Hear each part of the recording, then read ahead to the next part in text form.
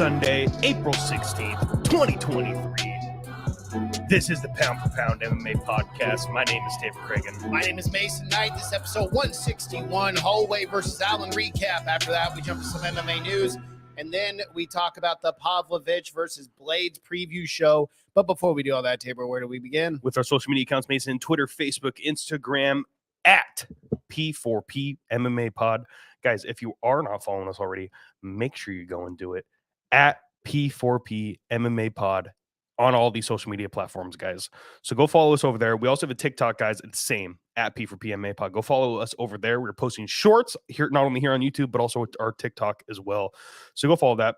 Obviously, guys, we're here on YouTube. We're also live streaming on our Facebook. So if you're following us on that, make sure you leave a like there. Also leave a like here on YouTube. Smash that subscribe button, hit the bell notification so you are notified each and every single time we go live.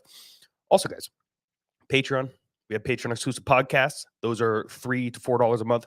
Gives you exclusive podcasting, exclusive vlogs, and much more content is going to be coming over there. We try to do at least like one podcast a week, and if we can't do a week, maybe every 2 weeks or something like that. We definitely try to do them when we have our guests on for the pay-per-view fight companions, and those sometimes they get wild, sometimes they're just like real laid back and chill, and we're just bullshitting. So if that interests you, feel free to hit us up on our Patreon, guys. Tremendous digital network over on Patreon, so go check that out. Also, guys, one more thing we have to say and chill, as always, we have a second channel here in the network, Tremendous Digital Studios. Go subscribe over there. Mason and Cash Kraus do a tremendous job over there with Big Screen Boys, his movie review podcast. So if that interests you, go and check that out. Mason, we did a little fight companion in studio last night for the Holloway versus Allen card. It was a lot of fun. Yeah, we did. First and foremost, happy birthday, Tabor. Oh, thank you. It is your birthday. You turned, 39 today? 47. Doesn't look a day under 40. It's really cool. Yeah. But yeah, have a big happy birthday to Tabor. And are you gonna start singing to him, or no? I'm not gonna pull a Clay that. Guida. No, I'm not gonna fake my podcast retirement and then sing happy birthday. No, we're not gonna be doing that today on the show. However, yeah, that was strange, right? Everyone was like, "Okay, yeah, this is time," because I don't want to get into it actually because. We'll talk about it when we get there. Yeah. Okay. That was very strange. Yeah, the fight companion was fun. It was pretty low key. We just hung out in the studio, watched some fights, lost some money. So it was a good time. Yeah. I hit one bet for the first time ever. You did. That was my first time. It was my early birthday. I still lost money. Like, don't get me wrong. I'm still down, way down overall. But I did hit a bet yesterday. So shout out to me. That's good. Yeah. It was a nice little birthday prize. Anyways. Let's just get right into it, guys. We're going to have a lot to talk about today. A lot of MMA news, and we got a big card last night, and we're about to preview our next card coming up. So let's get into it. Main event of the evening, as always, start at the top. Holloway and Allen. I really thought this was going to be much more competitive than it actually was.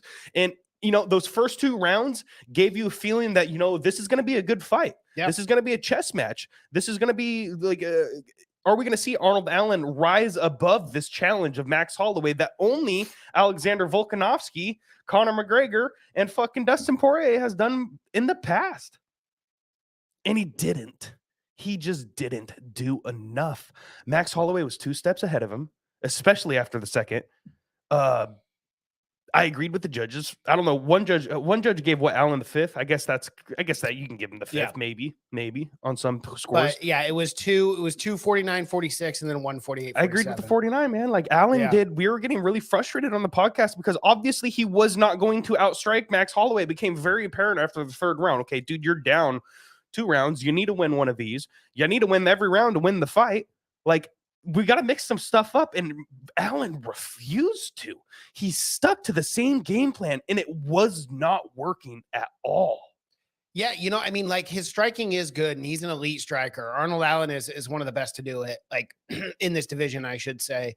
But I just did not understand. One, the sense of urgency was not there. It wasn't there with him, and it wasn't there with his corner. And it was something I just could not figure out. And 2, his corner, not one time did they ever bring up maybe a level change or anything. And this is what I don't understand. Max Holloway is one of the best strikers, period, in the UFC, regardless of division, regardless of anything else, right? Outside of Alexander Volkanovski, like Max can outstrike anyone, dude. And I just don't understand why these guys who are trying to breach that top contender 1, 2, 3 in the featherweight division, I do not understand why none of them try. They don't even attempt. We don't even see a takedown attempt from anyone when It's they like fight it Holloway. never They try to fight registered. him at his gate. It never even registered in their No. head. Like, I'm getting outstruck. What should I do coming in this next round? I'm gonna go strike some more. Like, it's just use some common sense, use some logic. Yeah. At least feint a takedown attempt. You can even just feint one, maybe change it up a little bit. He even had times. What was it, that fight or was it a different fight where someone slipped? Did Max Holloway slip multiple times and Allen did nothing, or was that a different fight that I'm thinking of? Yeah, no. Because Max ended up on his back, on his butt twice. a couple Yeah, times. he fell twice in the fight, and it Allen did wasn't- nothing. Yeah, and it wasn't like Allen like catching him and stumbling him or anything like that. He But was he like did slip, slipping. and he was like, It "Get didn't him!" capital. Like, go attack, He's jump on on his the back, ground. do something. I know. I don't understand it. I don't get it. And it's like Arnold Allen isn't like just a stand and bang kind of guy. Like he can take you down, he can submit you. And I just, it's this aurora or whatever that word is, aura of Max Holloway, where when you get into an octagon with him, these guys just forget everything else about mixed martial arts and just go, okay, I'm going to try to outstrike Max Holloway, regardless of grappling, of takedowns, of wrestling. They just throw it all out the window and just say, yep, I'm going to try to beat Max Holloway at the best thing that he is, which is a striker. I don't get it. I don't understand. It's like it has huge implications for you in your career, like that fight. And the fact that you wouldn't even attempt a takedown is just so strange to me. Do you think the lights were However- just a little too bright for him? Do you think it got to his head a little bit? I mean, maybe That that's a could be the possibility, case. but I can't even blame it on just that. I mean, his corner didn't even talk about it at all. Yeah. Like, I don't understand. That's where I'm so confused about this whole fight and like even his corner, because one, there was no sense of urgency being down after 4 rounds. He was down 3-1 in my personal scorecard. Absolutely. He was 100% down 3-1. So I didn't hear anything like reasonable coming out of his corner being like, oh, you got to fit. I mean, No, yeah, they might did have say said go that. get the knockout. Yeah, They go get said, the hey, knockout. you need to get a finish. You need to go put him to sleep. But it's like, dude, you're not going to knock that But guy by out. the 5th round, exactly. By the 5th round, you knew that wasn't going to happen. That wasn't the case. Right? Yeah. Take him down. Try something else. A level change, a submission. We've seen Max Holloway get submitted before, but like none of these guys even attempt it. I don't get it. I think it's such a foolish thing, especially when Max is just so good at what he does historically. But it is what it is. Max is going to keep winning these fights. You will not outpoint Max Holloway. You just won't do it.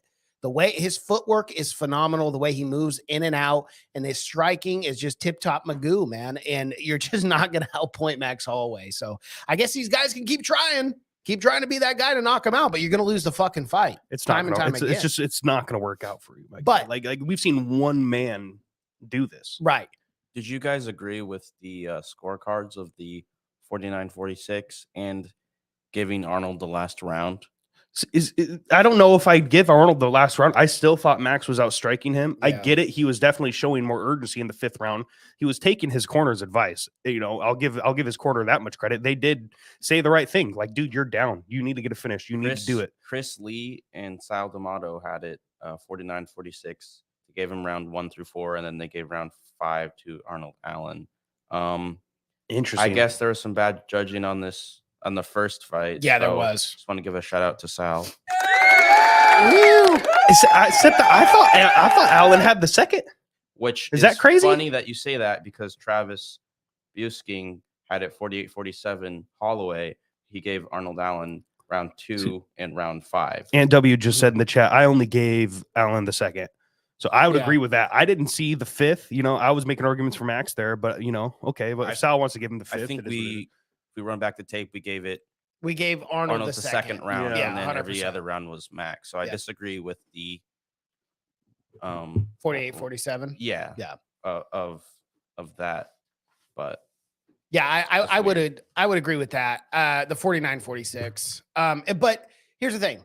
We talked about the side of Arnold Allen, but I really want to highlight, of course, Yeah, the Max Holloway, Yeah. Blessed Holloway. And I just want to talk about just how good Max Holloway is, man.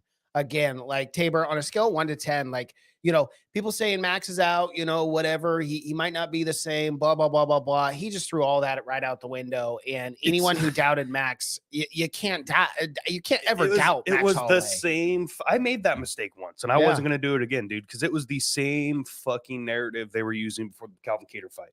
It was all over again. Yep. Are the wars going to catch up to Max? Is he going to be a little chinny? He's been destroyed twice now by Alexander Volkanovski. What is that going to do to his psyche? Does he need to move up? Blah, blah, blah. All these negative comments, and Max is just sitting there like, dude, I'm still like one of the consensus greatest featherweights of all time. I was the greatest featherweight of all time until this man came and beat me twice, and he has still been the only man in the entire division to do it. So it's like, can we just take the disrespect for Max Holloway down a couple notches, please? Like, this guy is the fucking true number one contender. He's possibly the GOAT. Now Volk is, it's hard to call him the GOAT now, right? With Volk there. Just how dominant Volk has been and how dominant we all know he's going to be in the future. Maybe there's just levels to goatness. There is, Max is you just know? the second goat. Volk's first. Yeah. I'm fine with that. And you he's do one of the Jose best- third. Because clearly he's future Hall of Famer for sure. Oh, No matter 100%. what. Absolutely. 100%. Max Holloway's future Hall of Famer. And, after this fight, has the third longest time in the octagon outside of two others. Third longest. Okay. And the guy's 31 years old. I And know, he's got right? plenty Fighting of time at like left. 17 years old or something when he came into the UFC. Was he crazy. like 18 or 19? He's got he's got like 7 or 9 decisions over the course of 5 rounds, each one of those fights. It's nutty how much time this guy has had and how much experience he has had in the octagon. So, yeah, I mean, Max Holloway, he is blessed, dude. It's incredible. You can't finish this dude. You can't knock him out. He's tremendous. I'm glad you highlighted I that. think Ant W said either Max or Volk needs to go up to 155 permanently. This constant cycle of Max beating all the contenders will kill the division's momentum. I agree. And I do think the one to move up would be Volk, just because he's a tank. Oh, 100%. And I don't like Holloway at 155. And I do think as much. He can steamroll a lot of the competition. And there's a lot of fun fights there for him as well. Even if people, some people disagree with the decision of the Makhachev fight, but either way, I mean, it was a fantastic fight. He clearly contended with the best. I mean, no one's pushed Makhachev that far ever in his career. So if he does that to the champ, I mean, imagine what he can do to the rest of the division. Well, and I still stand by it. I still think Volk won that fight.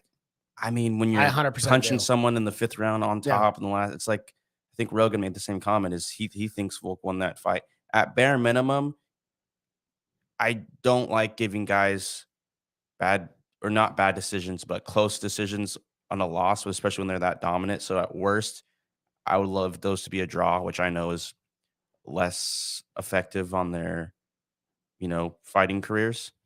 But I think that he beats a lot of the top competition clearly in that division.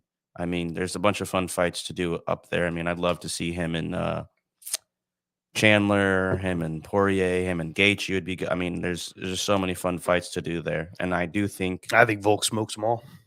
I do think that he should kind of get like a top 5 at least. I mean, it's Volk. Yeah. He should get a top 5 bare minimum for when he moves up to 155. I think Volk would find a lot more sense. I think Volk would find a lot more success at 155. But I think in terms of who probably has the easier weight cut to 145 between the two of them, actually, I don't know. That's a good one because I think it's Max. thick, man. That's what I'm saying. But Max looks like death on the scale.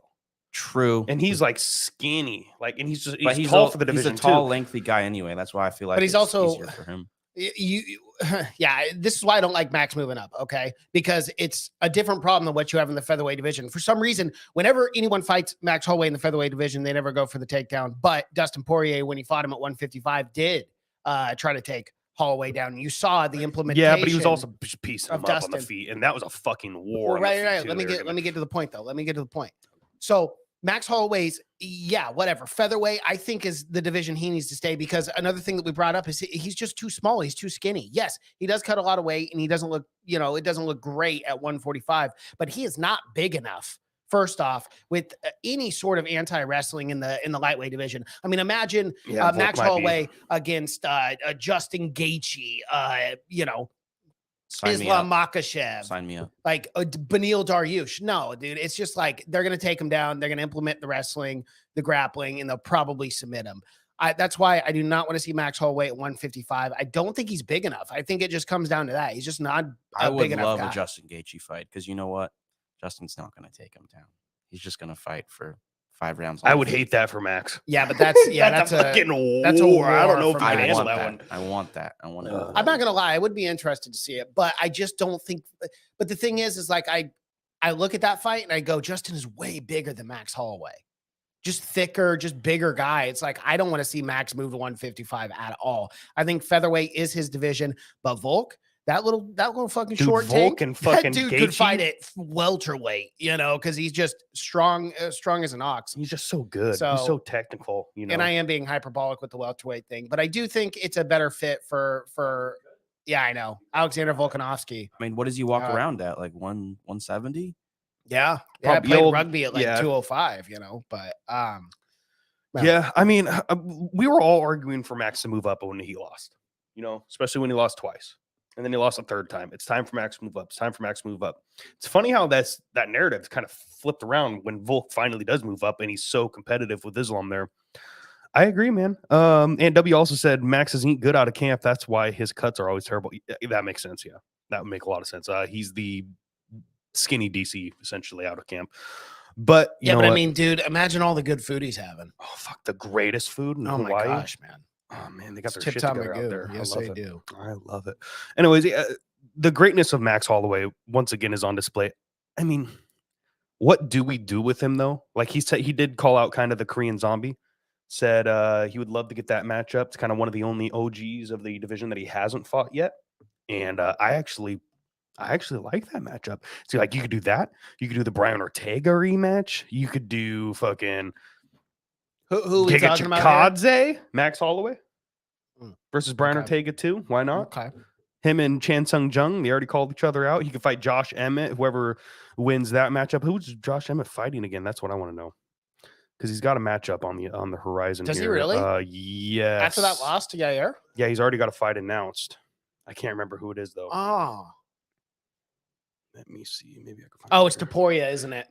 I think so. Yeah. I think it is Ilya? Taporia. No, okay, that's a good Yeah. matchup. I love it. I love it. So there's options for Max Holloway, but then again, is Max Holloway just going to keep on defeating these up and coming contenders that possibly should be getting title fights? Like if Max Holloway wasn't there, let's say Max Holloway was off the table here, Mhm. Arnold Allen, like obviously this was his opportunity. This was his number one contender fight. But if Arnold Allen was fighting Brian Ortega out there, like that's probably a much better matchup for him. And he probably wins and gets the title shot on a 10-fight win streak. He probably doesn't even need to take that fight. Yeah, I know. He could have waited and gotten a title shot. Yeah.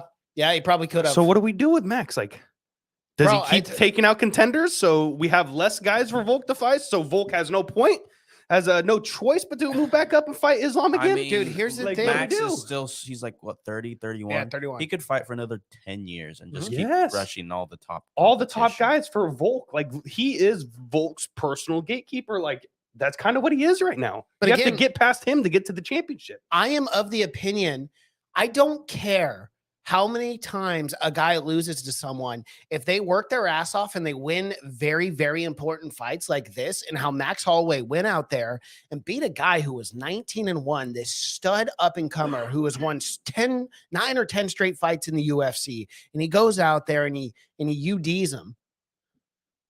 Bro, I don't care if Max has lost to Alexander Volkanovski 3 times. If there's not a better suitor to take on Volk, then give Max another shot.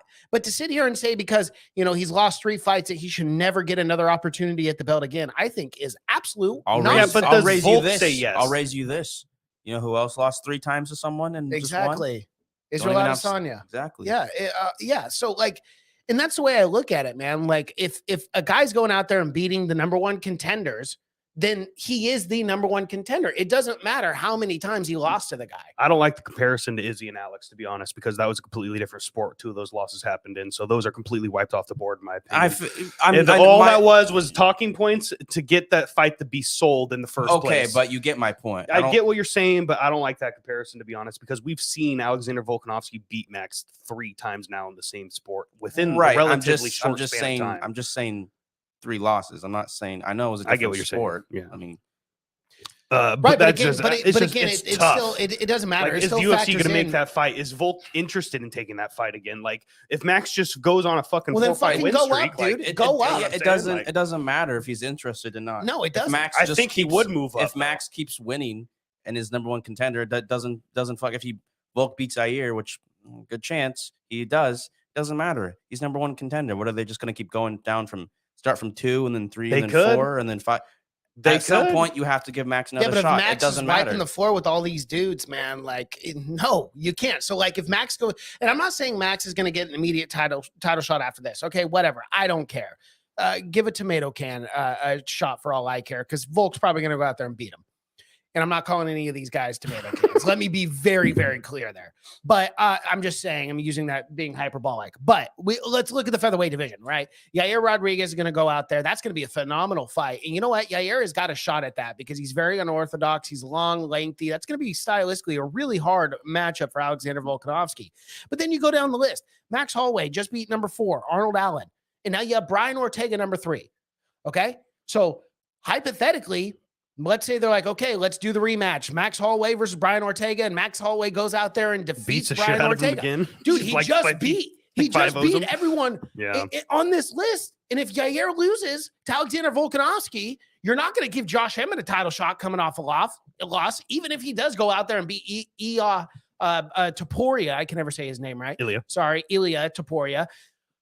What Max just defeated Arnold Allen and then hypothetically Brian Ortega, but we're going to give this guy a shot coming off a loss, but beating Ilya Topuria. So the best thing That's what I'm for people like Tabor's perspective is for Volk to move up. Yair to win, and then Max to get a title shot from that, and then from Volk to move up. But that's the the thing thing, they is would do the the rematch. first person to beat Alex is going to have to beat that man twice, 100%. which is so much harder than just having to beat him once. Yep.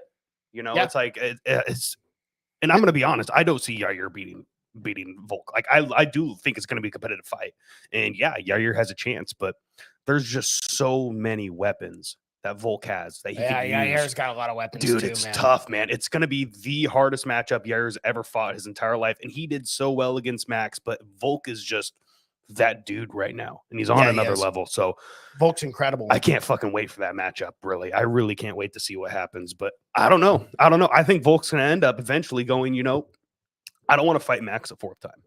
Like, why? I beat this guy 3 fucking times. There's no point to it. Why? And I Give me agree another with that. rematch with fucking Islam. And I think that's what I think we're going to end up seeing here soon. And that's where I agree with you. That's where I agree with you. My whole argument, my whole basis for this was if you want to continue to be the featherweight champion, You're going to have to then fight him. eventually you will have to fight Max again. Yeah. Now, if he goes, I'm the champion at featherweight, but I no longer want to be champion and I want to move up, have nothing but respect for him. That's fine because he is a GOAT. Like Alexander Volkanovski is the GOAT right now, baby. So like he is pound for pound number 1 in my book. So if he wanted to move up to lightweight and get that rematch after this Yair fight, if he hypothetically goes out there and beats him, then I'm all for it. And then you could do a Max Yair interim title shot, I think would be awesome, or a Brian Ortega Max Holloway. But if Alexander Volkanovski moves up, Max is that guy fighting for the IC belt. 100 bar none. He absolutely has Especially if he gets another victory. Yes. Like, because they're probably going to go, Max, you want to fight another main event? We're going to put it on ABC. Because you're our fucking guy when it comes to primetime television, baby. So I don't know. I don't know what's going to happen, but it's a tough spot to be in for not only Alexander Volkanovski, but Max Holloway here in this division, I think. Yeah. As they're sitting 1 and 2, right? Mm-hmm. So like, how is it such a tough spot when you're at the fucking top of the division? Well, it's like, okay, well, you fought each other 3 fucking times already. So it's interesting. But I think we've dwelled on this long enough, right? Yeah, we have. All right, we've talked a lot about this. So shout out to Max Holloway once again, showing that he's the fucking just Incredible. pound for pound one of the greatest strikers we've seen in this sport. Absolutely. Period. Looks like both of you. Did you win some coin or what? I think Yeah, you so- chose. Yeah, I had Max by decision. I picked my coin picks were Max Holloway 1,500. That gave me a return because he was a favorite there of 833 coins, and I had Max KO TKO 500. Didn't hit that. Yeah, I had 1,500 on Allen, lost that, but then I hedged Holloway by decision for 500, got a return of 750. All right, really quick before we move on to the co-main event, what do we do with Arnold Allen next because of that? Take time off. Just take. I mean, know, honestly, I 'cause- see this guy fighting in like August. Like it's on. I don't think he took the most damage, but I mean, he was getting hit with a lot of shots. I mean, he looks. I'm sure he's obviously going to be sore for a month, but I think we'll see him back in like August, September. Versus who? How far The down winner does he have of to fight? Taporia versus Emmett. Yeah. Yeah, that's a good fight. I like Mhm. that. All right, let's do it. Because I don't know when Cater's coming back, and he already fought Cater, and then he blew out his knee. So not Arnold. Cater blew out his knee. So I don't know when he's coming back. You could potentially do Brian Ortega or Chan Sung Jung or Giga Chikadze would be a great fight too. But I don't know. We'll see. All right, let's move on to the co-main event of the evening. Another featherweight matchup. We had Edson Barboza getting the first round knockout over Billy Quarantillo with that with that fantastically, perfectly placed timed and Oh boy. And you know what? How are you not happy for a legend like Edson Barboza dude. going out there and getting that The KO finish? self-proclaimed king of the co-main event. Crazy, dude. What a knee. Perfectly timed, perfectly placed. And it was interesting because Billy was knocked out cold. His face was, on the canvas. And then he kind of woke up. he's like, And what he the was fuck? like, what's going on, ref? You know what I mean? Yeah. Like, he wasn't really like protesting the stoppage, but he was just more like, where am I? What's going on? Kind of thing. I mean, just perfectly timed, perfectly placed. Edson Barboza is such a dangerous striker. You literally just don't know. He's got so many weapons he can use, and that timing is impeccable, man. It really is. And he went out there and proved it tonight. First round finish, very, very impressive knockout. Yeah, From a I mean, tough guy too. it doesn't get more impressive, really, because like Billy was doing.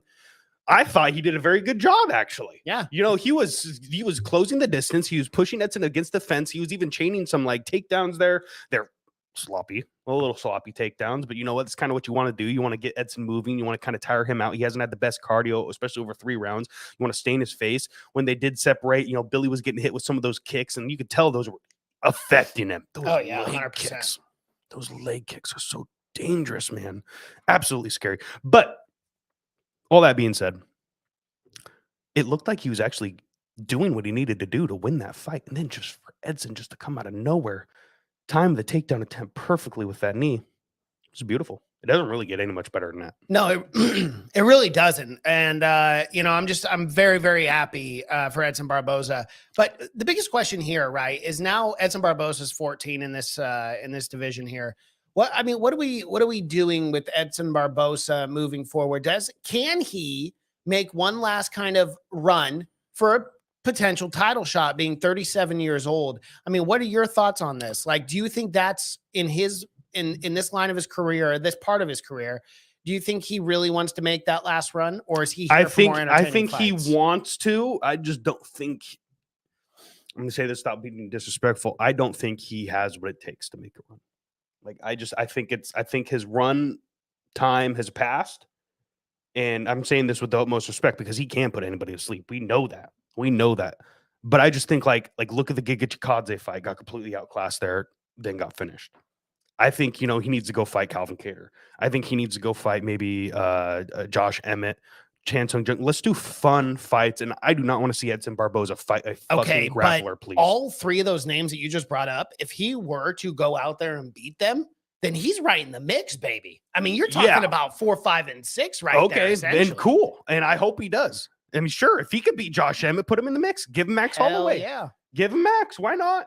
But I mean, like, is he going to beat those guys? I don't know. He couldn't beat Bryce Mitchell. He's probably not going to beat Evelev if he had that matchup. Giga Chikadze ended his run. I say Calvin Kattar. I think that name really sticks out for me. I don't know when Calvin Kattar is coming back, but I mean, relatively soon, I would hope. And I think that would be a good fight to throw him in the mix and really see where he's at in this division. Yeah. And if he wants to make another run at it. Yeah. You know, you can even do a Danny Ige rematch. Because Quarantillo wasn't ranked and, Edson's sitting there at 14. If you don't want to give him a top 10 guy, you could do Danny Ige. You could do Sadiq Yusuf. Stay away from the rest of us, please. Yeah. That's all I'm asking. For sure.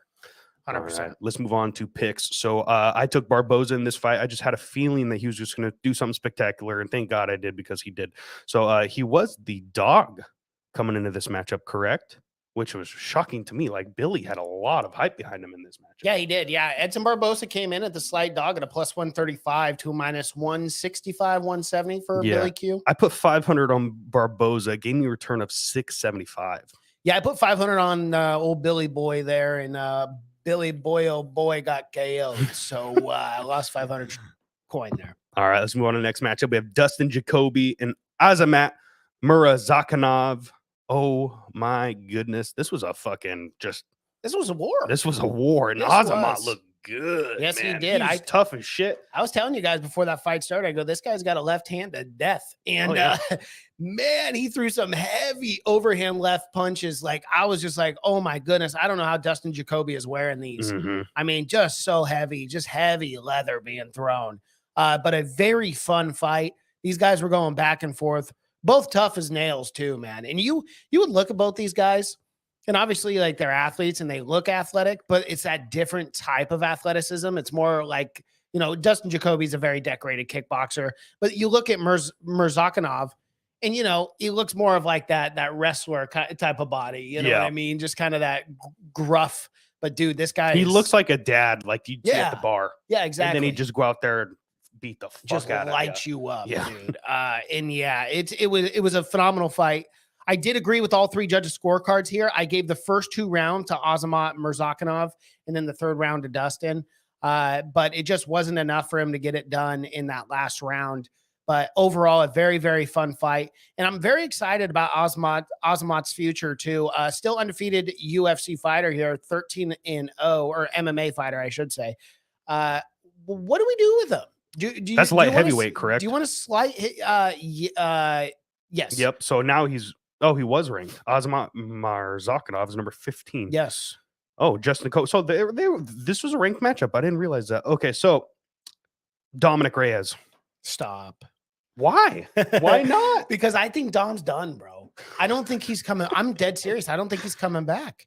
Really? Bro, he's had 4 vicious knockouts. I know, and it's going to be 5 if he fights this guy, but I'm saying, like, I mean, that's what happens when you're that guy. No, I understand you know what I'm saying? that, but I don't think, let's just say hypothetically Dom is done. Because I do think he's done. Paul Craig would be an interesting matchup. I do like the old Jimmy Crute too, but you know, Volkan Ozdemir.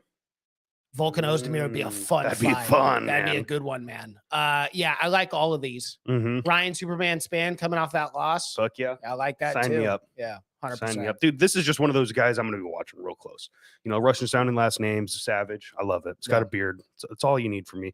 I put 500 coins on Murzakanov and gave me a return of, once again, another big dog, 850 coins. Yeah, I really thought Dustin Jacoby was going to do enough with that kickboxing, but it wasn't the case here. I put 500 on Jacoby and lost out as well. A very, very, very rough week for me, all things considering, but it is what it is. All right, let's move on to the next matchup. We have Tanner Boser getting knocked out in the very first round versus Ion the Hulk Kutalaba. Ion finally snapping. What was that? It was a 4 losses in a row. I don't know. Streak like that. It was very. There was a lot of losses for Ion Kutalaba, and a lot of those losses were fights that had he had you know a sense and not seen red and go when Hulk smash, he probably could have won.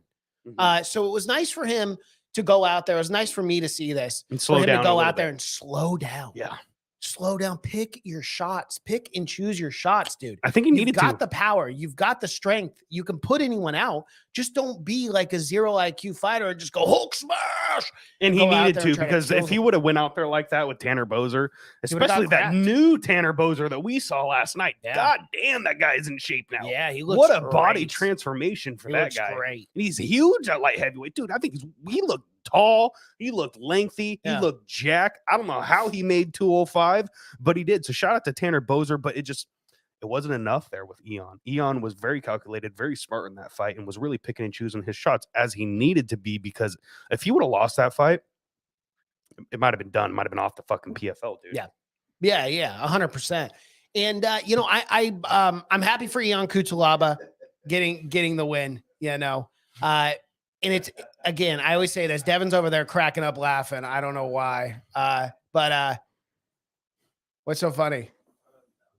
Nothing. Just because we're all like, Eon's off the PFL, but didn't win it. That's probably what is true. It is true. I mean, he would have had so many losses 5 in a row. He would have been the new Sam Alvey. And then you stop betting on him. I know. This is the one time I don't bet on Ion Kutalaba and I lose, of course. And that jackass.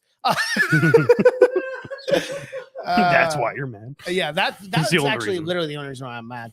But you know, I have always talked highly about Ion Cutelaba as far as his skill sets are concerned. He's got what it takes to be, you know, a top 15 guy in the light heavyweight division.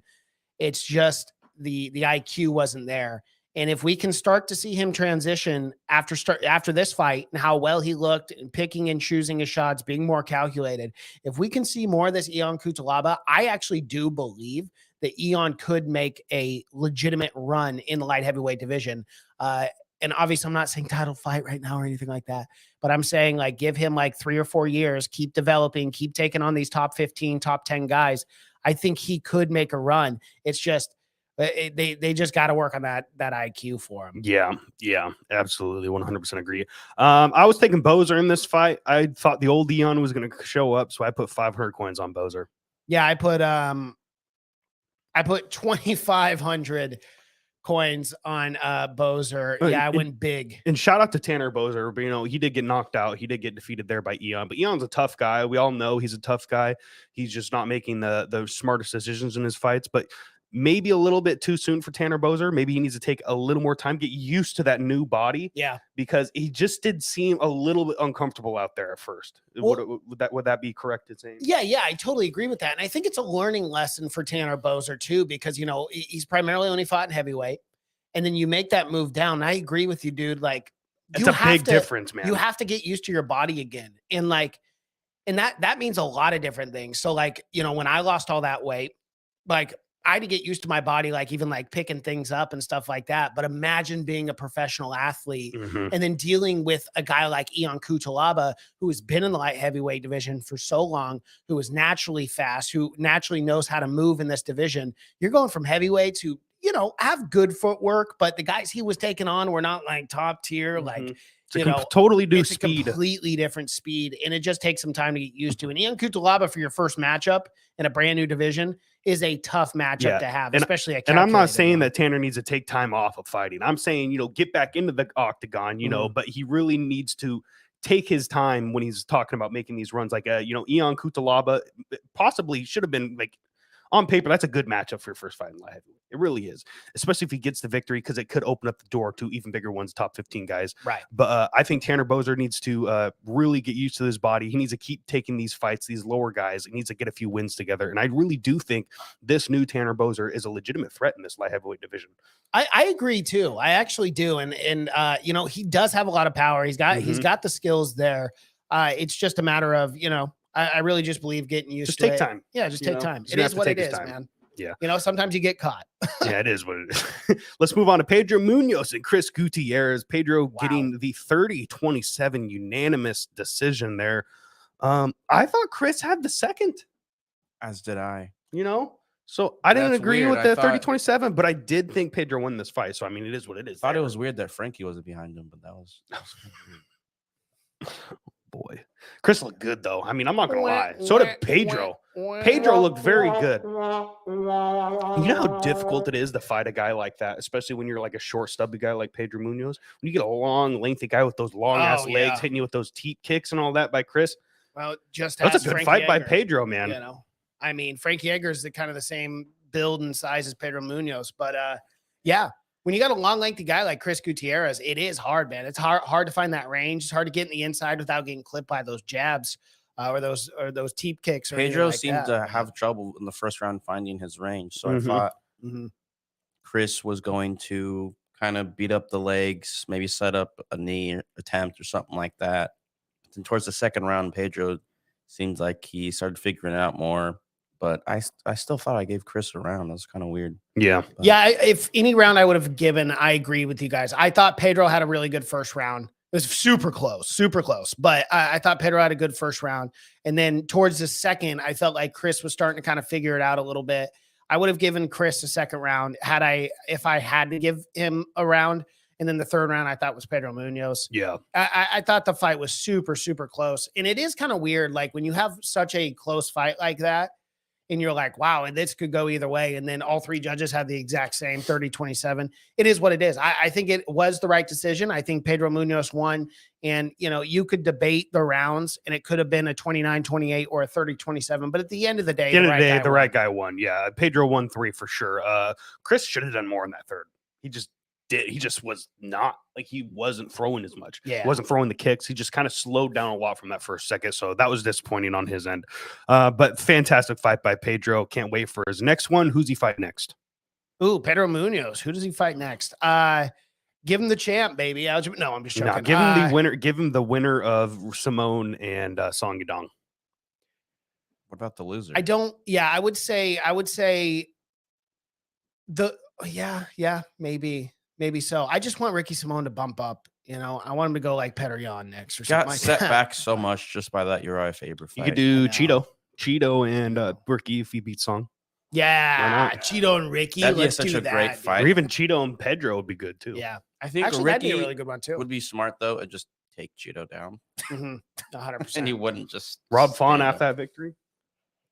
Yeah, that's a good one too. Yeah, there's lots of Pedro options Munoz, here. Rob Font. Yeah, there's so many, dude. There's so many incredible bantamweight fighters in this division. It's one of the most stacked divisions. It's crazy. I mean, you go through this whole list and you're like, are you kidding me? Are you kidding me? Aljamain Sterling, Triple C, Merab Dvalishvili, Sugar Sean O'Malley, Corey Sandhagen, Petr Yan, Marlon Vera. I just named 6 fighters right there in the top 5. I do think. What do crazy. you think about this? If Ricky wins, they do the Dominic Cruz fight, which I've been calling for, or you do the rematch with Rob Font. So the word on the that'd be a street good is one. Dominic Cruz, Cody Garbrandt 2 is being made. Yeah, I did Fine. hear. I did Okay. hear rumors about that. Yeah, I'm fine with that fight. yeah, that'd be fun that's because that was a banger. That's the interesting. title. I figured Cody would have to work his way back up more. I'm fine with that. I just, Yeah, it is what it is. I mean, if Ricky can beat Song, which I have confidence he will, I want him to like break into the top 5. So it's either the Rob Font or even a Cheeto fight, even a Petr Yan. I would love a Petr Yan fight between him and Ricky. That'd be awesome. All right, let's move on to the next matchup. We have Clay Guida and Rafa Garcia. Clay surprised me early in the first because he caught Garcia early, hurt him, wobbled him, and then kept on catching Garcia. Garcia was struggling finding that distance at first. He really was. And he was struggling keeping the distance away from Clay. But once Garcia started landing that jab, once he started working off and building off of that jab, it was over for Clay. Yeah, it was. Clay was once you get that awkward rhythm and timing of Clay and you can figure it out. That's typically when we saw it last night. Rafa utilized that jab. He figured it out and it was tremendously. I mean, every time, Clay would do those awkward little head bobs and then he'd dip. drop his head. He'd dip every time. And he would just pepper him. He would pepper him with jabs. Rafa was peppering him with jabs just over and then over. the uppercut every time he dipped. And then, he'd land an override as he was coming up. He figured out Clay beautifully. Yeah, he really did. He worked it for 3 straight rounds, never put himself in danger with Clay Guida, with a savvy vet, because all it really takes is one mistake, especially with a savvy vet like Clay Guida. Like we were talking about before, Clay Guida has yet to have that fight where we all go, maybe it's time. Yeah. This seemed like it might have been it. And then we saw Clay taking his gloves off and all that stuff. We had the fake retirement fake out right there. And we're like, oh, what the fuck? And nobody really cared what Clay had to say after that because he faked this out so bad. He says he's not done, but that might have been every fighter has one, right? Right. Every fighter that's towards the end of his career, they have a fight and they go, maybe it's time, yet they don't retire. And then they keep having fights afterwards where they just get finished. They get beat up. So and it's like, okay, man. This is something that I will say. Every fighter wants to retire riding off into the sunset on a win. Okay. So if Clay did a fake retirement this time, give him a favorable matchup. Maybe give him another older, lightweight guy. Jim Miller again. Right? Yeah, well, yeah, or someone to that capacity. It's still entertaining. Stop it. Stop it. They bring BJ back. God, please don't. Please don't. You'd have to roll him out. That's sad. Don't even get me. I'm gonna get emotional compared to old school BJ Penn. Man. Goodness gracious. But no, give him a favorable matchup, and then if he wins or loses, he can retire after that. But yeah, I didn't really like the fake retirement thing, and neither did Dana White. Dana White was not very happy about it either. I kind of wish he wouldn't have done that because, I'm on the fight committee and being like, wow, this is a historic moment. This is a big deal. Clay Guida, one of my favorite fighters of all time, is retiring. Legend. And then he faked us out. And I was like, okay. Like, what? But I get it. If he wants one more fight and he wants to try to win it, then it is what it is. And I respect it, dude. I mean, the guy still got the cardio. He's still got the gas. It's not like, he's towards the end of his career and he's getting viciously KO'd. I mean, he's it's not a still Frankie working. Edgar situation. Yeah, It's not a fucking or anyone else, man. BJ Penn losing 9 fights in a row or whatever. It's like it hasn't gotten to that point with Clay. No, I mean the fight before Rafa Garcia, and keep in mind, Rafa Garcia is a young man. He's 28 years old, And he looked good early. And he looked really, really good. But Clay Guida looked great against Scott Holtzman just in his last fight and got a very impressive win there. So it's not like this guy is a bum and shouldn't be fighting. It's just, 41 years old, getting older. He might have 1 or 2 more fights left. And it is what it is. Every dog's got its day. Absolutely. Let's move on to our picks. I took Garcia 500 coins. He was a heavy favorite, so it gave me 227 return. My parlay, I had a 3-fight parlay. Barboza, Bozer, Gutierrez, Bozer, busted it. Overall, I made 500 coins on this weekend. So my new total is 10,585 coins. Yeah, I put a 650 on Pedro Munoz, won that one, but then lost, put 500 on Guida, lost that. And then my parlay just busted from start to damn near finish. I had Arnold Allen, Bozer, and then Munoz for 500. So busted that parlay. I lost 5,080 coins. My new total this week is 4,920. All right, let's move on to MMA news.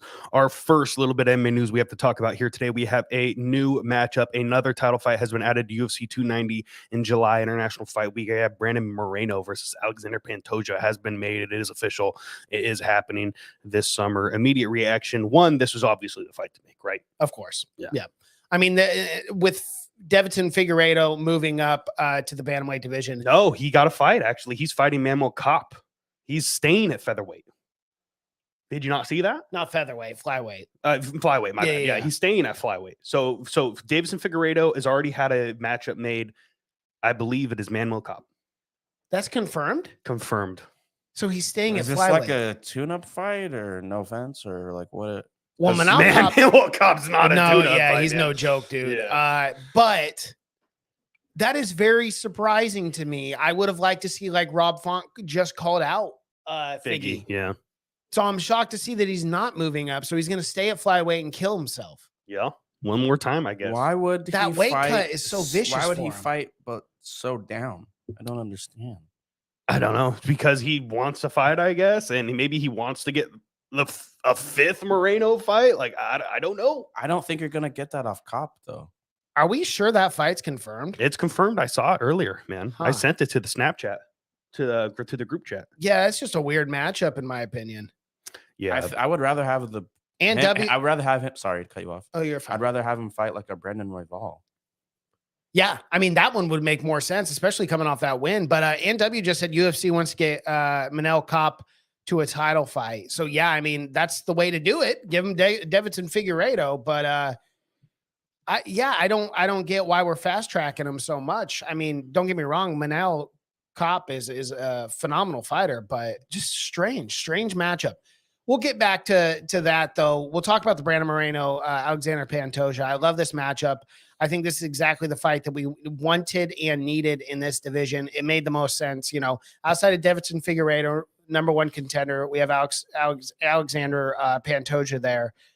I love the matchup, but I'm still going with Brandon. Let's go, Brandon. I love him. Let's go, Brandon. It's going to be great. I will be there for International Fight Week, so I'll be able to watch this fight live. It's going to be a good time. I fucking love Brandon Moreno, man. And Alexander Pantoja is a wild man. He's got that unorthodox style. I love this matchup. It's the matchup to make. Is it a rematch? Have they fought each other already? I think they have. I think in this division, everyone has fought someone, but no, they have not. Oh, they haven't? No, but Pantoja did fight Figueiredo. Yeah, he lost. Yeah, he lost to him. Oh, no, he did fight in 2018. Yeah, he Pantoja beat him. Yeah. That's right. So, yeah, this is a matchup to make, man. Oh, yeah. Ant did say Royval is a backup for Moreno versus Pantoja. I do remember Dana. I saw Dana saying that. That makes sense. That makes sense to me. Yeah. And Royval's, he's so good, man. I love that matchup. We didn't talk about it that last week. Yeah, that is crazy. Dana White came out and said, yeah, we Yeah, no, they definitely did. Said up. He should have been opening that fight. I mean, it is crazy. You're ranked number 4 and you're on a prelim. That is crazy. Mm-hmm. I don't know why. To me, I would have put the Guida fight for like Yeah, the Guida fight should have been the main event of the prelims. the prelim. Yeah. But that is wild. But they do said they're it's a big machine. They'll fix it. People were wondering what they're gonna do for like Cinco de Mayo type stuff and why there's not this and there in Mexico and all these Mexican or Latin champs. So he said they fucked up and they're gonna figure it out. And just I'm excited to finally see that PI in what is it, Mexico City? Yep. Building it right now. And working on one in Africa. I think they're scouting out of the location. I think he said Nigeria. So I think we're gonna see a lot more foreign fighters coming into the UFC, into these locations, getting proper training, proper coaching, proper health, stuff like that. But I think it'll be good. Absolutely, 100%. It'll be good. Shout out to Brandon Roy. Why am I saying Royval? Shout out to Brandon Moreno Pantoja. I can't wait for this matchup. Hopefully, both men make it because it is the fight I want to see in this flyweight division right now. Let's move on to the welterweight division. We have some news here in the welterweight division. Leon Edwards has come out and said he will not fight in July. He is not going to fight on that London card. That London card is now transitioning into a fight night. We know the UFC wanted to have 2 pay-per-views in July, just like they did last year. So that's not happening. July is in London is now a fight night. We don't know who's going to main event it. We know Paddy the Baddy Plymouth is off the table. We know Tom Aspinall might be off the table there as well. Leon's off the table now. What's going to go on in this welterweight division? We talked about it a little bit last night. I think Ant W said Allen would be Needs a good to one. be on that card. Be a good one to have on that card. Which Yeah, makes if he's sense. ready. If he's ready by July. I mean, that's a pretty quick turnaround, That's very especially after a quick. 5-round war. Yeah. I'd rather he didn't, but if he did, I'd respect him. I would too. So Leon he's put the UFC in a tough position because UFC wanted to capitalize on that. London card, pay-per-view, big buco bucks, fucking massive gate. They wanted it to happen. Now it's not. Is the UFC now Leon saying he's shooting for October? He wants to fight in the Abu Dhabi card. Dana immediately said no, we're not going to do that. We're going to figure it out. That's probably not going to happen in October. Is the UFC going to secretly try to fuck Leon over here a little bit? Because we all know Leon doesn't want to fight Colby, which is strange because I honestly personally think it's one of his better matchups in the division. Yeah. Look, it comes down to this. I love Leon Edwards, okay? But the guy is historically a little difficult to work with the UFC. He wants it on his terms with everything and the opponents and stuff. Look, it is what it is. Colby Covington is that guy. He's the #1 contender. I understand Bilal Muhammad. But, they already fought the whole eye poke incident. It did happen. It is what it is. But do we see an IC maybe with Bilal and Burns? And well, then that's Leon and Colby later on. They could definitely do that. And I think, dude, if they're in a pinch in this July card, you're not only disrespecting Leon by doing an IC, but then you're not even giving Leon the IC champ. Now you're disrespecting both those 2 men that just fought for that fake belt. I don't know if they do that. I think if they're going to do an IC, I think Colby fights for it. And he would say yes. And I think that's the only way Colby's fighting either Leon or someone for an IC. He's not saying yes to anything else. I know, but Burns is demanding a title shot, which he's not going to. I'm demanding fucking free money from the government, and that's not happening, my guy. Well, so if they did do an IC, Burns and Bilal would fight for it, for sure, without a doubt. Even though I know Bilal wants Colby. And then you do Colby versus Leon. I think that's the smarter thing to do if they're going to be in this pinch. I no disrespect to Leon at all. I'm actually backing him on this because he's beat the best for best pound for pound welterweight twice. Mm-hmm. He gets some ground to fucking stand pound for on. pound #1 guy for a while. He gets some ground to stand on. If he wants to fight later, not after like 4 months, that's I'm totally fine with that. That's fine. I don't feel like everyone should be on his ass. I don't think they should be on his ass, but I think look at what historically this relationship with the UFC and Dana White has not been good with Rocky. It's been very rocky in patches, pun intended. But look at Francis Ngannou. Look at Francis Ngannou. He fought Stipe, knocked him out. 3 months later, Derek Lewis and fucking Cyril Gane fought for an interim championship just because these negotiations are going sour. Are they going to try and force Leon's hand here? They give Colby or Burns or whoever, it doesn't matter who fights for that IC. They gave them the belt. force his hand. Now, not only are you sharing pay-per-view points with your opponent, which wouldn't have happened ahead of time, now you're making less money because of it. Well, I don't know what's going to happen here. I just feel like Leon is consistently getting in his own way here. I don't feel like he's getting in. I disagree. I don't feel like he's getting in his own way. He beat the pound for pound best twice. You get some ground to stand on. You are solidified champ, and this is a division of kind of divas. Like, the issue is, but he's being a diva himself by saying, "I want Jorge Masvidal, my easiest matchup, my biggest payday." I know, but that's over. And now that's over. But that's over. And now he's putting the UFC in an even worse position. In March. Now you want him to fight in July. Now, he would have if it was Jorge. Guys, I don't have a problem with the timetable. The timetable, I agree with you. I agree with you on the timetable. What I have a problem with is him saying, no, I'm not going to fight this particular fighter. Look, dude, it is what it is. He's the number one contender in the division. Okay. Like, I don't think you have the right. I don't care if you're a champion or not to be like, yeah, I want to dodge this guy. Oh, I don't want to fight this guy. Dude, at the end of the day, if the boss is calling you up and being like, we got to fight. Maybe let me reiterate. I wasn't trying to say that I think he should fight Colby. Yeah. I'm not arguing about the Colby fight. If that's the fight to make, and that's what what they're gonna. I'm saying the timetable. You want him to, so he's gonna have a month of rest to heal, and then right back into camp. But that's where I agree with you. That's timetable wise, that's timetable. fine. I understand. Yeah. I understand. Just because he fought last month, he should be fighting Colby. He will fight Colby. I'm not saying. I think I agree with him on saying he doesn't want to fight Colby in July. I'm saying that's fine. You can fight him in October. That's all I'm saying. Is the timetable isn't crazy to me. Like, you want him to rest for a month and then go straight back into a 12-week camp. I agree with everything you're saying, but the issue is Leon Edwards doesn't agree with what you are saying because he is consistently saying over and over again, I will not fight this man. I know, but he doesn't have a choice. So that's why it's off the table. That's the thing. And it's like, he's not winning himself new fans, man. He's not helping himself in the eyes of when Dana eventually, White. if he does keep saying that, they're just going to throw an IC belt out there. Dead. Yeah. Headshot dead. And Aunt W said an IC belt doesn't hurt Leon, just gives him a bigger fight to come back to. And I would agree with that. And I would agree with that. It's just, I just don't know what's going on here because I guarantee you if Jorge Masvidal fucking knocked out Burns, Leon's going Jorge July. You know I'm fucking there. This is the way to fix it. This is the way to fix it. I've got it. I just came up with it in my head. International Fight Week or that second pay-per-view in July or the fight night, whatever, sometime in July. But they got to fill that card up. We got a little bit of a issue here. What you do is Gilbert Burns with the divaness being like, I want released or I want a title shot next. Okay. Yeah, so that's not going to help him. Right. So this is what we do. We take Gilbert, we put him aside.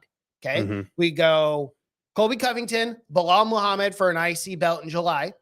Okay. And then they said the timetable in October is not going to work for Abu Dhabi. So that means they're probably going to push that out to November, December. That's it right there. The winner of that IC belt fights, obviously, Leon Edwards. Madison Square Garden. Yep. And then Gilbert Burns can just sit in the wings and wait for a year. Yeah, and then he can fucking be the backup. He can be the backup. He already said he wants to be the backup, fight. which Dana says done deal. Yeah, cool. You can be backup. You can wait 9 months. Everyone's happy. Yep. So you want to wait for a year to get your title shot? Then sure, sit on the sidelines and have fun.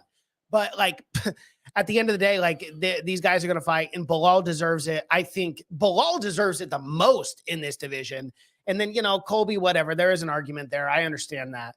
But, at the end of the day, he's the guy who sells right now. So Colby, Bilal, winner of that, takes on Leon at the end of the year. And then Gilbert can have the next shot after that. So Leon, Aunt W is essentially saying Leon's playing some 4D chess here. Leon is being smart. Colby is already 35. Make Colby go through a 5-round interim title fight in July, then force him to turn around and fight you in October for undisputed IC champ. Can't refuse. Right. And Colby says yes. Yeah. Colby 100% says yes. Yeah. He has to. He wants that belt. If he wants the belt, he needs to say yes to the IC. Become a champion. Now is his time to get the belt before the Nigerian Nightmare comes back for that belt. Yeah. You're right. 100%. Yeah, he needs to strike now. So I do think you're disregarding. Bilal said he'd fight Usman. So if that's the fight to make in October or November, then he would do that. Do you think they'd do Kamaru versus Bilal for an IC belt? Because Bilal said that he would want that. But for an IC belt? So Kamaru would win and they just do a trilogy, or they just do the quadrilogy right off the bat? No. So I think Kamaru's off the table for an IC belt. He is. So I think off the table. I think you go Bilal Colby. I think it's the only matchup to make right now, to be honest, because Hamzat's gone. Yep. Hamzat's fighting fucking Paulo Pasta in October. So we'll see what happens. But it's very interesting to see what's going on in this welterweight division. A lot of moves are happening, and stay tuned, guys. We'll have more. Oh, yeah, right. Welterweight's getting pretty bad too, Yep. dude. It is what it is. A lot of Everything was crap. more smoother when Kamara was champ. Yeah, So much better. really was. All right, so let's move on to other MMA news. We have news from Alex Pereira. He has broken his silence, and he has talked about openly wanting to move up to 205. Jamal Hill said he'd welcome him and he would love that fight. Alex also clapped back, said he would love that fight as well. Do they immediately give Alex Pereira a title shot? I don't think so, because I think just 20 minutes ago we saw Dana White sitting there talking about how he needs to fight a top 5 guy at 205 before he gets a Which title makes shot. sense to me and I agree with, but let's not sit here and be like, hey, Dana, you gave this guy like 2 or 3 fights and then he fought for the title. Don't act like you didn't fast track him. I know that he says he didn't, but you did. Can I? So if it's go ahead. Can I throw a little bit of a wrench here in this light heavyweight division? Timetable wise, it kind of makes sense. Just hear my theory on the case here. All right. You have Jerry Prochaska. Yes, he is saying he is fine. He wants to fight right away. I am warrior. And he jumps off the cliff, right? Like into the water. Like, what the hell? Unalives himself. This guy is like fucking. He is don't want to run to him at a bar. Yeah, No. exactly. He's an insane warrior, and I love him for it. I love the But guy. might be a screw loose just because he is so into the warrior thing that he's jumping off cliffs. It's crazy. Okay. But realistically, guy's probably not going to be ready by October, September. I mean, Dana White literally said it was the most gruesome shoulder injury he's ever seen. Magomed Ankalaev with that interim kind of title fight against Jan Blachowicz didn't really Blew go his that ACL way. out, I think. Right, blew his ACL out. It's going to need some time off. Jan not going to get that title shot right away. Rakic, whatever, right? And then you got Smith as well, who's already got a fight. Dude, that leaves the It's DNW's kind got of it the right here. perfect timing for Alex Pereira to come in and get an immediate shot. Dude, the guy was the former middleweight champion of the world. We all know he was cutting an insane amount of weight to get to 185. Hey, Jamal Hill versus Alex Pereira. I'm actually all for it. Give him a title shot right away. The timetable works perfect. You could literally do this fight in July. It'd be so much fun. But the timetable works perfect, but Dana maybe actually not in after July because he got knocked out. Yeah. Never mind. maybe He after had a 6-month suspension, I Yeah. believe, after that. card. So we'll go see him in October. Yeah. Abu Dhabi. He could do that. I do think Dana seems a little more like he's going to do it, in my opinion, the right way, where he needs to at least get a win in the top 5. After that, he's Yeah, I get good. that. So he wins in, say, like October, November. Then he's fighting for a title next year in spring. So rumor on the street is, Mason alluded to it.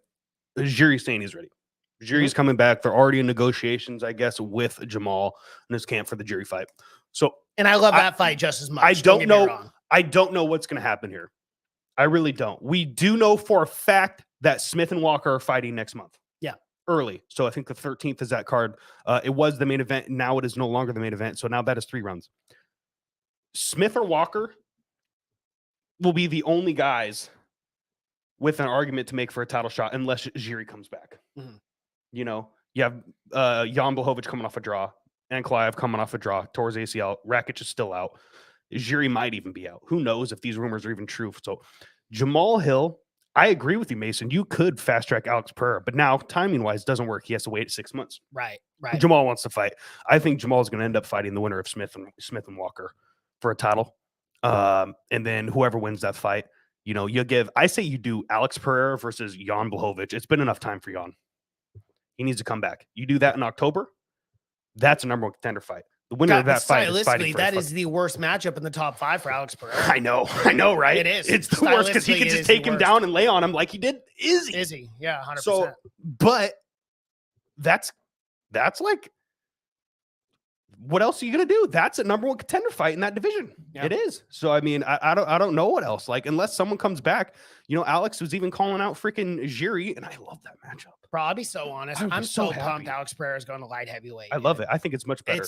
It's going to be so much fun. It's good. This division's really shaping up, man. I mean, as you said, Devin, on the Fight Companion last night, is this kind of one of the more overlooked divisions? I think or so. underlooked, whatever the expression is. And I do agree, but man, you throw Alex Pereira into this with Jiri and Jamal, like I think he's going to get a lot of finishes.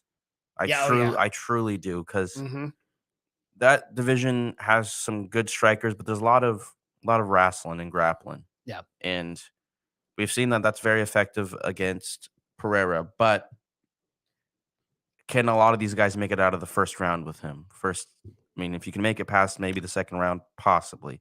But you saw doing what Sean Strickland did of just the walk. It's not going to work. He's just going to piece you up and put you on your ass. Mm-hmm. So I think he's going to have a lot of good fights and I think a lot of finishes. I do think he'll be champ within about a year and a half. I think his toughest matchup on the feet is Jamal Hill and Magomedov because I think those are the only two guys that technically can stand with him.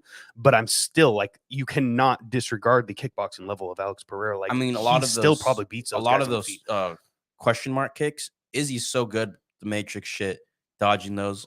Is everyone else going to do that? I don't see Jamal getting out of the way of those kicks. He might have to take him down. I think Jamal has the best striking advantage against him because of his power. Mm-hmm. So they can knock each other out. That'd be awesome. But I think Jerry's got pretty good footwork too. Yeah, that's the fight I want to see the most. Yeah, Yuri Pereira. That's my favorite fight at light heavyweight.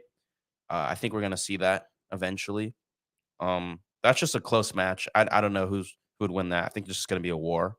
Hopefully it's a 5-round war. I wouldn't mind, let's give Alex all 6 months. If he wants to take 9 months off, fuck it, dude. I wouldn't mind. Like, he looked so skinny at 185. He's so depleted trying to get down to that. I think we should give him 9-10 months to just fucking gain 10 pounds of pure muscle and just be good to go. I think I want to see him fight in December. Just to bang. Why not? And just end the year, and then I want to see him fight in about maybe early April.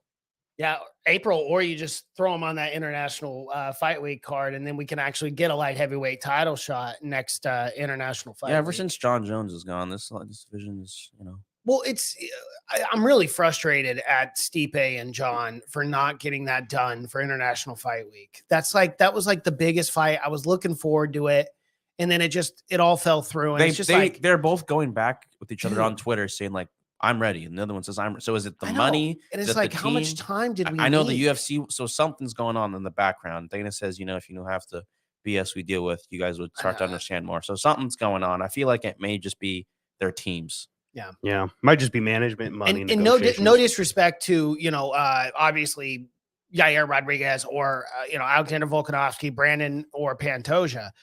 But like that heavyweight fight had huge implications for like GOAT status, best heavyweight of all time, legacy. And it does for Alexander Volkanovski. And I'm very excited for that fight as well. And for Brandon Moreno. But like, it's not John Jones versus Stipe. I know. That's you know what I mean? Yeah. As good as that fight is, it's not John Jones and Stipe. Like that's what we all want. That's really what we want. All right, let's move on to other MMA news. Shout out to Alex Pereira, move it up to a 5. Can't wait. Jake Paul and Nate Diaz is set. I don't have a date. I didn't look it up. It's August 6th. August something. A lot of people are saying that actually, after watching the Tommy Fury fight and seeing the level of boxing that it took to defeat a Jake Paul, a lot of people are actually looking at Nate Diaz and going, yeah, I could see him getting all victory. I'm saying is Diaz Army. That's all I'm saying. A lot of people think Diaz has a legitimate shot here against Jake Paul. Jake Paul, obviously, size advantage, age advantage. He's younger, faster, stronger, bigger, hits harder, more technical. The chin of the gods Nate Diaz has, plus the peppering fighting style that he has. He's going to get in Jake's face. He's just going to start peppering with shots. Will that wear Jake Paul down, especially coming into later rounds? We know there's that meme, that trope of if the fight never ends, Nate Diaz wins 100% of the time. Very true. It's very true. He's never lost a fight that never ended. So you never know. I'm actually, usually with these fights, older guy, MMA guy, not the pure boxer. I'm going Jake Paul knockout every fucking time. But in this fight, I'm going, I don't know. I'm interested to see what happens. Bro, straight up, I will tell you exactly how this fight goes down, okay? Jake Paul will win 6 of the 8 rounds. He will win via unanimous decision. That is how this will work, okay? That is how this will work. Now, am I discrediting Nate Diaz? No. Nate Diaz has got phenomenal cardio. Okay. I think he could make it a problem for Jake in round 7 and 8 and could get a potential finish. Maybe if Jake is just so gassed that he can't handle it anymore with the constant peppering. But the thing is, Jake Paul is a boxer. Nate Diaz is not a boxer. You don't train specifics in boxing for 6 months and think you can go out there and beat a guy who's been training for 5 or 6 years. So can I just throw some information your guys' way? So on the May 13th card, the Rosenstruck, Almeida, Anthony Smith, Johnny Walker, Ian Gary, Daniel Rodriguez, Cody Stamen, Douglas Silva de Andrade, Tim Means, Alex Morano, Brian Battle, Gabriel Green, Matt Brown, Court McGee, Jessica Rose Clark, Tynera Lisboa, Ji Yeon Kim, Mandy Bohm, Carlos Uberg, Ihor Pretoria, and then the strawweight bout, Mackenzie Dern versus Angela Hill. Yeah, I I'm saw that. psyched for that. Yeah, That's I follow Angela Hill on Instagram. She's been talking about that quite a bit. That's a good fight. I mean, I guess I might take Angela in that fight. Definitely on the striking. That's just an interesting Mackenzie fight. Dern, Angela Hill. Yeah, it's a weird matchup, but I'm for it. I'm for it. I don't see Hill winning that. But back to Paul and Diaz. Yes. NW. Paul's gonna smoke Nate. That's what he's saying here. Yeah, I boxing agree. power is different than MMA power. Nate won't have anything to keep Jake off of him. All he's got is that chin, dude. You know what? And I already know how this is gonna go. I thought Mason was alluding to it earlier. Jake's gonna beat the shit out of him for 6 rounds. Nate's gonna win 2 of them with a couple stocks and slaps, and Nate's gonna be out there saying he won the fight. Yeah, and he's 100%. gonna win in the street too after the fight in the street. Nate won that because the fight never ends. Well, and that's the thing. We're a guy like Nate is not going to look at this fight round by round when Jake Paul pieces him up for 6 rounds. No. But then Jake starts getting tired, and Nate Diaz is lands 2 Stockton slaps, yeah. and it's over. And kind of maybe outpacing him and not necessarily beating his ass, but hitting him more than Jake's hitting him. And then he'll go out and claim that he won the fight. And it is what it is. That's exactly the way this is going And all down. those Nate Diaz casuals are going to say he won the fight. Yeah, dude. You know? And bet That's how it's gonna the house on a Jake Paul decision. Okay. Because here's the thing. Jake might have incredible power, but I really do not believe that he's going to knock out Nate Diaz. And not only that, but it's also boxing. So Nate Diaz has 10 seconds to recover if he does get knocked down. You're trying to tell me Nate Diaz cannot recover in 10 seconds? I don't think he's finishing Jake, or excuse me, I don't think he's finishing Nate. So I would go Jake Paul decision all day. That's a lock bet. I wouldn't be shocked if he did, to be honest. Knocked him out, Nate. Yeah, I don't wouldn't think be shocked, so, man. Dude, he's got that. He's big, dude. I mean, I know, but the motherfuckers fight at cardio and 185. Nate can move around, dude. Nate can just move around if he gets tagged, if he gets a little wobbly. Like I don't know, do man. not see him finishing him. Oh, hey, I didn't see him finishing Tyron either, man. And he fucking flatlined that Yeah, dude. but Tyron's So been finished before. what a good day. not Did flatlined a like that. podcast, saw Spider-Man, so Tyron get knocked out.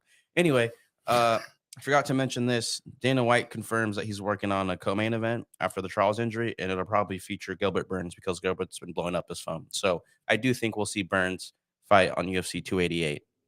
Okay. I mean, I'm happy about it, but didn't he just say I want release if I don't get a title shot? So he went this back dude- on that. And he word? also said that Jorge was cheating and went back on that one too. Yeah. Gilbert was just a little too I jacked think, up. yeah, on he was a Mountain little, Dew. yeah, he was a little jacked up. So we Bad. could see Gilbert Burns, Bilal Muhammad, or maybe Gilbert Burns, Colby Covington, since Leon is not. And then that timeline, that's May. So then we could see the fight in October still with Leon Edwards. Yeah, and winner of that. So fight. that would actually, And W that would said actually work it's out. going to be an interim title fight. What if they did fucking Gilbert Burns and Colby for an IC and they just fucked Bilal?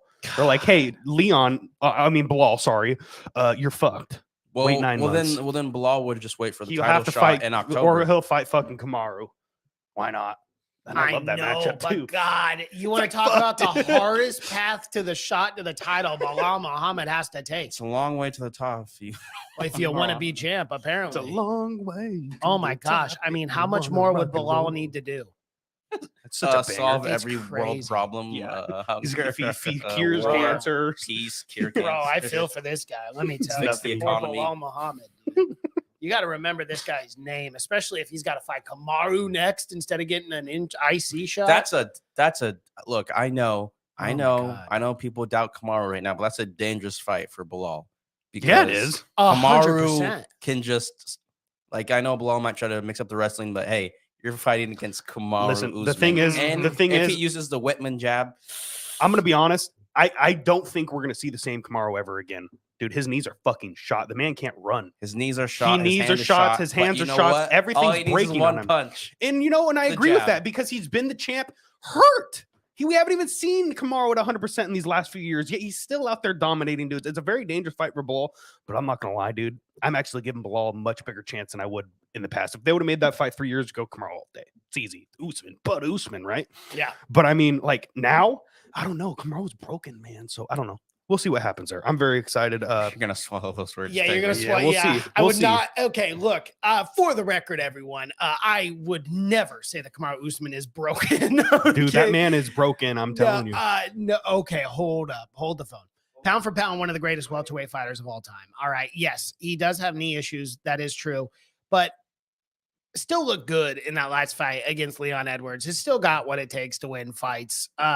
I think it would be a very competitive matchup, but goodness gracious, do Bilal really need to take on the former undisputed welterweight champion of the world? You want to be the best, you got to beat the best. I know the guy's already won Absolutely. 8 or 9 fights in a row. It's just crazy how like Gilbert or Colby He's can the- lose he's one, the win new one, lose Leon. one, win one, and then I know that's what sucks about it. Let the Got to win Leons 10 fight. fights in a row. Let the Leons Leons win. fight, you know. And the one time they do fight, we get an incidental eye poke. It just brutal.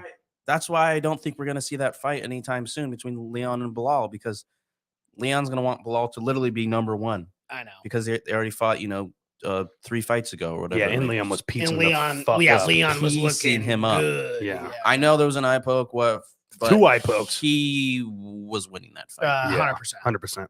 All right, let's move on to our preview show because we're getting into a longer episode here, but I love it. So, as always, guys, are we going to go live for this? You guys said you want to show up for Ricky being the co-main? Yeah, Yeah. You sure. want to go live? All Yeah, right. we can go live So for that's it. the I mean, that's the plan. unless we're going to the casino or something, but I mean, Yeah. we can decide I'm later. down. But Yeah, I'm down for both are you of gonna those be options. Yeah. I'm here until the week after May 6th. So I'll be here for UFC 288. And then that next week I'll be gone. whatever you guys want to do. I mean, I'd love to see Ricky on the big screen, Bobby Green, or we could do it here. Either way, I definitely got to watch that. Yeah, All right. either way, No let's doubt. we'll get together, whether it be here or at the casino. Like either way, dude. Yeah, We guys, gotta if do we it. go to the casino, watch for a vlog. We'll be just partying at the casino at the sports betting area. Yeah. Just fucking That sounds chilling. actually like a good time. It does. I'm not opposed. I'm kind of like we should start getting 60%. we should start getting a booth and then vlogging kind of the whole thing. We could even do like a mini 15-minute podcast. We can bring one of the tripod things, set it up at I'm the table. kind of I'm down for that. I'm Yeah. down for the casino if you guys are. All Yeah. right. Sounds like All fun. right. So guys, make sure you check out our Patreon because all of that footage probably will be posted here, maybe in a members only section or a Patreon. So I that out. apologize for the lack of content on the Patreon. I will get that put up there shortly. We'll definitely expect that footage on the Patreon. Yeah, 100%. 100%. all right. Let's start at the top. As we always do.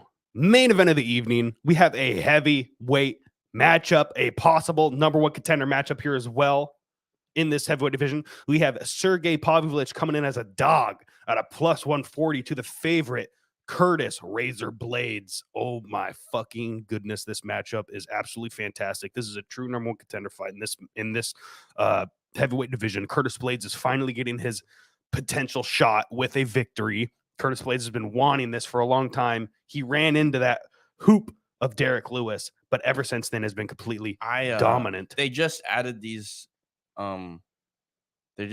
numbers like must have been an hour ago because around 11 they still didn't have any, which I thought was weird having the odds. Okay. But I'm surprised or not surprised to see that Ricky's a favorite in the next one. But Yeah, Yeah. he is minus 150 favorite. I am a little bit surprised to see that Blaydes is a favorite over Sergey. I feel like Sergey, man. I mean, this guy's on a tear, and I'm honestly favoring Sergey on the feet. 100%. I am too, 100%. Even for Sergey, Even though Curtis has looked really fucking good on the feet lately.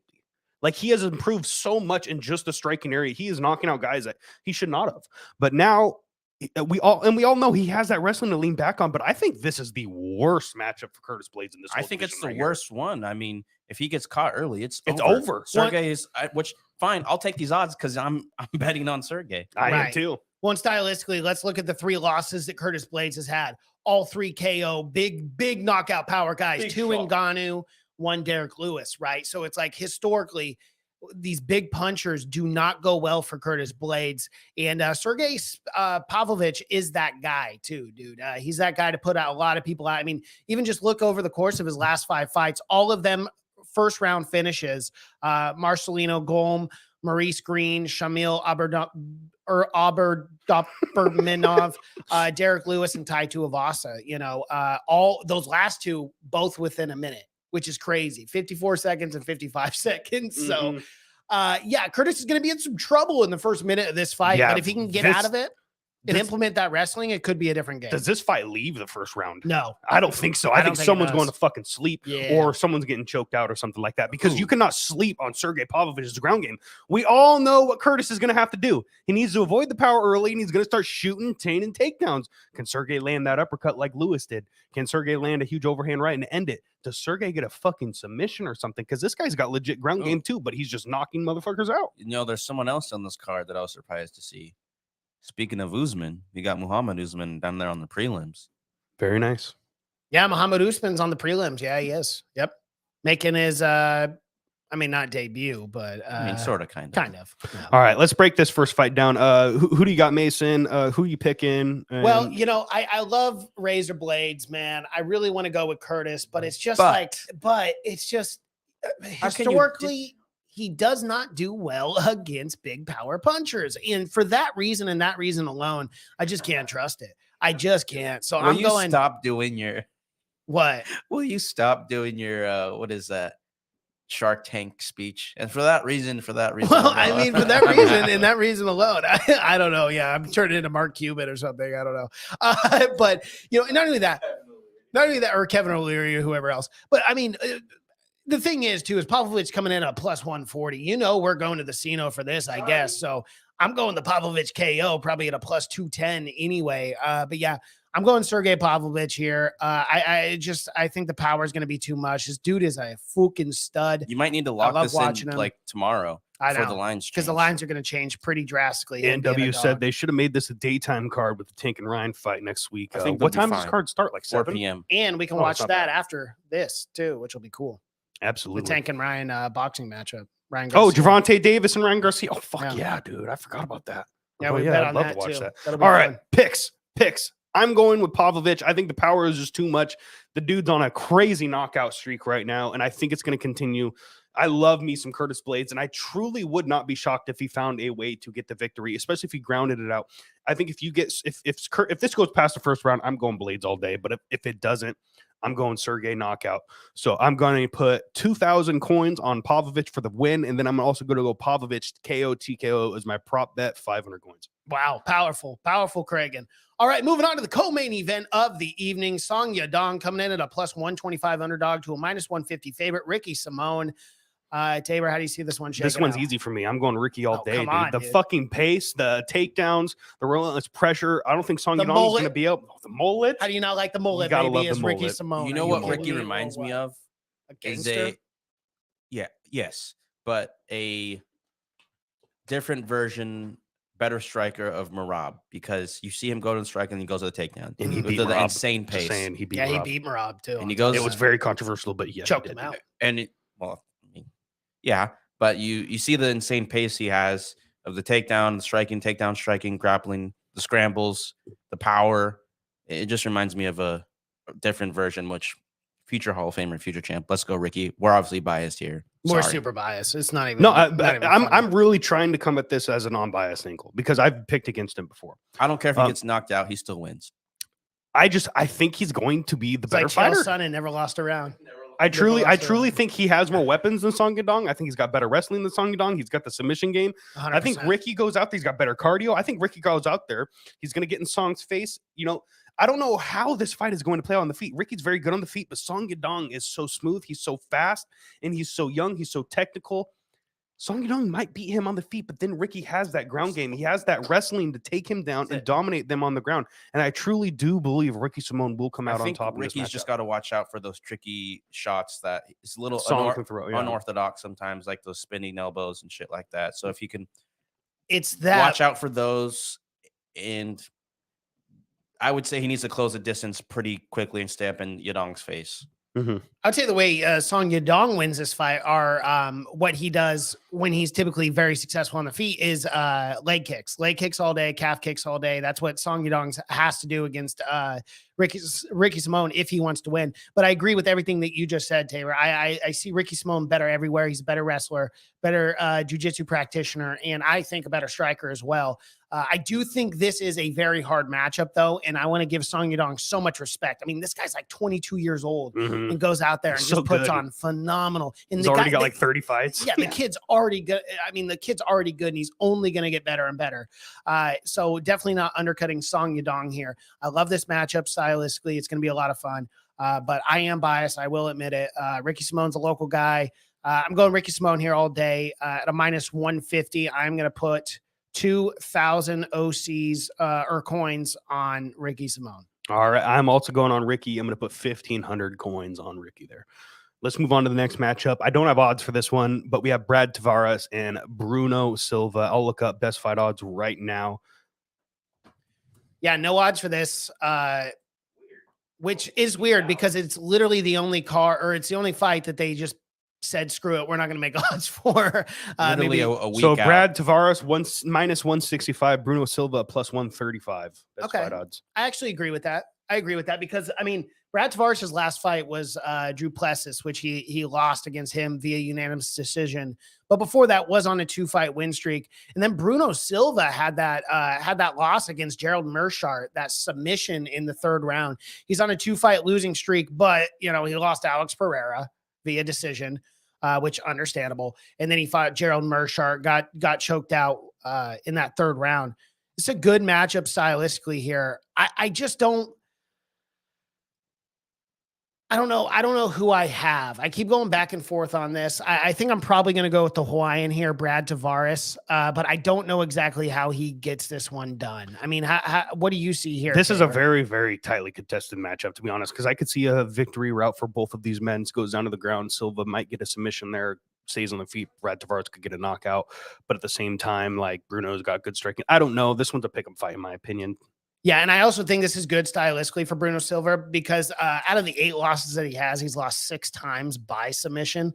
But luckily for him, Brad Tavares has only had 2 submissions on his resume, so it's not. He does not seem to be like a big time grappler or anything like that. So these guys should stand on the feet, and if they're going to do that, I think I'm going to lean on the side of the Hawaiian here. I'm going to go Brad Tavares. I'm going to put. Let's see. Give me 300 coins on Tavares for the win. I'll go the opposite direction, make this a little fun. I'll go with the dog, and I'll put 500 coins on Silva. Let's move on to Bobby Green at a minus 262 plus 210. Jared Gordon coming off that Patty the Batty controversial decision there. Bobby Green coming off of his suspension, correct? Yeah, 6 months. No, or did he just fight already? No, he fought already. Yeah. He fought Dubes. Yeah. Oh, that's right. Yeah, Duber coming off the suspension. All right. So Bobby Green coming off the Duber loss. This is a big fight for both these men, and I actually love this matchup, and I'm actually shocked at how spread it is. This should be much closer on the line, I think. A minus 260 for Bobby Green for a plus 210 Jared Gordon. I don't know. I'm not surprised because Bobby was doing great in that Dober fight before he got smoked. Yeah. And he's the speed. Dubes does. The speed of Bobby Green in this division it's good. It's good. Unreal. And the unorthodox style he has, that Floyd Mayweather type of fighting style and the flashiness.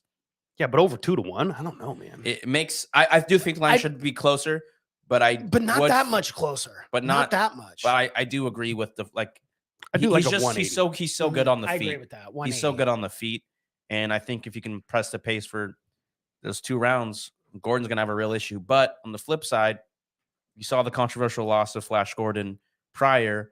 And I think he's going to come in and want to finish Bobby Green pretty quickly, whether that's having him up against the fence, going for a submission, trying to get the TKO. I think he's going to want that finish. Well, we know if this stays on the feet, Bobby Green's going to smoke him. Like, let's be real. Bobby Green is so smooth. He's so fast. That hands are electric. He's going to smoke Jared on the feet. Jared needs to do what he did to Patty. He needs to make it dirty. He needs to get in close. He needs to take him down. He needs to dominate him on the ground. And he can find success there. Jared Gordon at a plus 210, like, as a betting man, like, that's a value I really am looking at, even though I know he could get smoked on the feet. I think I was taking Bobby in this matchup, but I might take Flash Gordon because you never know. He could get him down. He could do something there. Yeah, he could. But the biggest thing is I agree with you. He has to take him down because Bobby will piece him up on the feet, dude. I mean, Bobby's a great striker. He's very smooth. He does fight with his hands down a lot, but he's still kind of that hard guy to hit because he moves so well in and out of the pocket. But yeah, for me too, I am going on the side of Gordon here. Just simply, I love Bobby Green. If Bobby goes out there, gets the win, I'll be super happy for him, man. Bobby's one of my favorites right now in Plus the UFC. 210 there is looking good. Plus 210, it's like, how do I not take that on Flash Gordon? If he can do what I think he can do, and make it dirty, as you said, implement the wrestling, put Bobby up against the fence and just make it a dogfight. For that reason alone, I'm putting 200 coins on Flash Gordon coming in at a plus 210. All right, let's move on to the next matchup. We have Yasmin Lucindo at a minus 300. And this was the fight, the Yasmin versus Yasmin fight. Yep. You know what I'm saying? Or the Yasmin versus Jasmine fight, where it was an absolute banger. Guys, if you missed that one because it was on an early prelim a while ago, last year, you got to go and watch that fight. That fight was one of the craziest fights of last year that I have ever seen in my life. It was so much damn fun. But yeah, now she's back. She was on the losing side of that fight. But man, no stock lost in that one. All right. 21 years old, 13-5. Tabor, who do you have in this? I don't even know who Brogan Walker is. I didn't even get to introduce her. She's coming in at a plus 240. Joe Rogan's sister. Brogan Walker. I don't know. So I don't think I've ever seen her fight. Brogan Walker is new to the UFC. This is actually her second fight. Her first fight was Juliana Miller, but she has some very reputable people on her resume as losses and wins. She lost to Erin Blanchfield in Invicta, which who doesn't lose to Erin Blanchfield?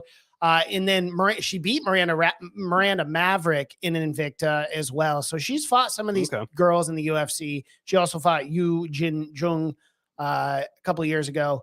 So, she's got some experience here, but dude, after what I saw with Yasmin Lucindo, I am going Lucindo all day here. Give me 200 church coin on Lucindo for the win. I'll go Lucindo 500 coins for the win. Let's go Jeremiah Wells at a minus 132 plus 115. Matthew Selmsberger.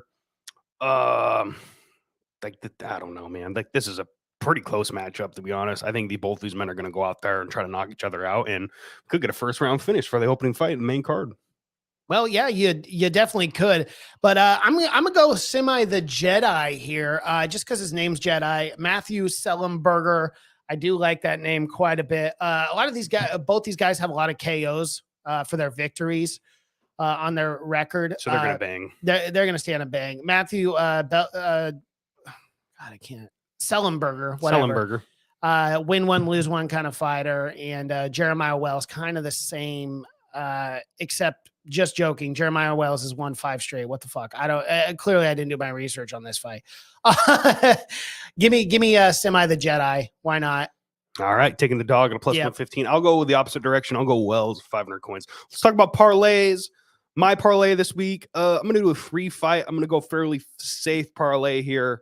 In my opinion, I'm only gonna have one dog in it, so I'm gonna go Pavlolich, Simon, and let's go with.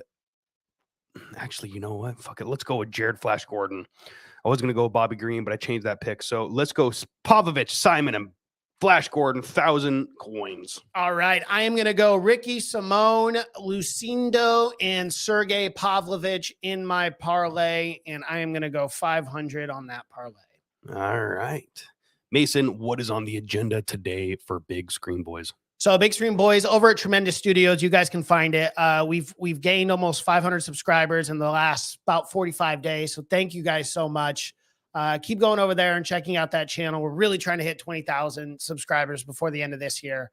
But we are reviewing Renfield, which is a Nick Cage film. And guys, was it good? It was an awesome 93 minutes. It was really fun. It knew exactly what it was. I cannot wait to review it and talk about it on the podcast later today.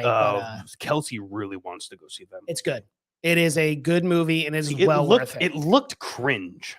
Like it's a comedy. Like the trailer. So it knows. Okay, so it makes knows fun of what itself. it is, and it makes fun of itself. It looks cringe, but the performance, Nick Cage's performance, killed was it.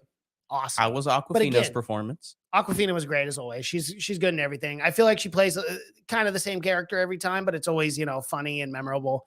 Yeah, I mean it's Nick Cage. I You like know, and Nick it's Cage. but it's you have to go into it realizing that it's an action comedy. But if you think but the comedy that Nick Cage does as Count Dracula is great. I loved it from start to finish. What there's a movie that what's the one he did with Pedro Pascal?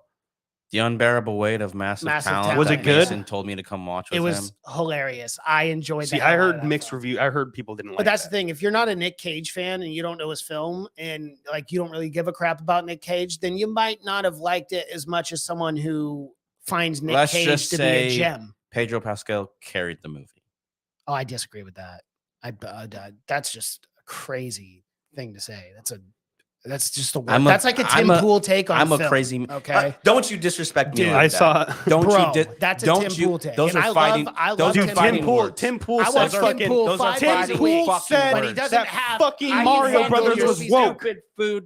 I can handle your fucking He crossed the toddler line. taste Bro. buds, but you do not compare me to Tim Pool. He crossed and the Ben line. Shapiro's movie reviews. Bro, I don't know what it is with those two. I like crossed the them. line. I like Ben not as much, but I like Tim a lot. Watch the show 5 days a week. But bro, the movie takes. I'm just like I would love to go on his show one day and just talk to him about movies. He So said he can that get Super up Mario and Brothers leave. was woke because Peach was in charge.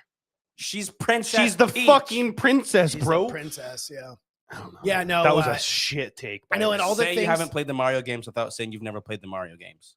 And all the things he says that he likes, I'm like, yeah, well, I can tell you why I don't. And then all the movies I like he hated the Batman. He thought the Batman was terrible. And I was like, what? It's like, I enjoyed the hell out of that. Why is Commissioner Gordon black? Well, That's man, Ben Shapiro. You know who actually? You know who shares the Tim Pool's takes? Ben Shapiro? Jimmy.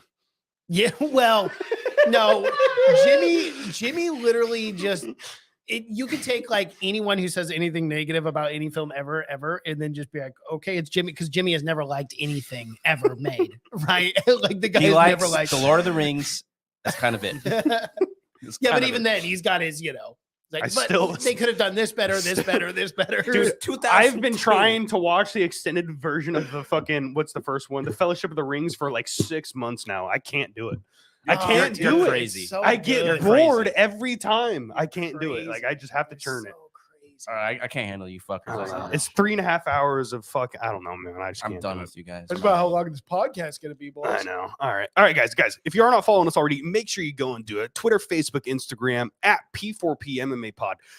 Also, go to our TikTok, guys. We need 1,000 followers to start live streaming on TikTok. It's the same P4P MMA Pod. Go follow us over there if you haven't already. Also, subscribe down below. Smash the like button. Hit the bell notification so you know each and every single time we go live, guys. Patreon exclusive podcasts, Patreon exclusive vlogs. A bunch of different content is posted over there. Tremendous digital network at Patreon.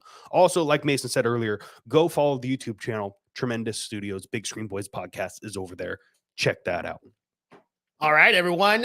Thank you guys so much for watching and listening to the Pound for Pound MMA podcast. My name is Mason Knight. That is Tabor Cragen, Devin Davis on the ones and twos. And until next time. Peace.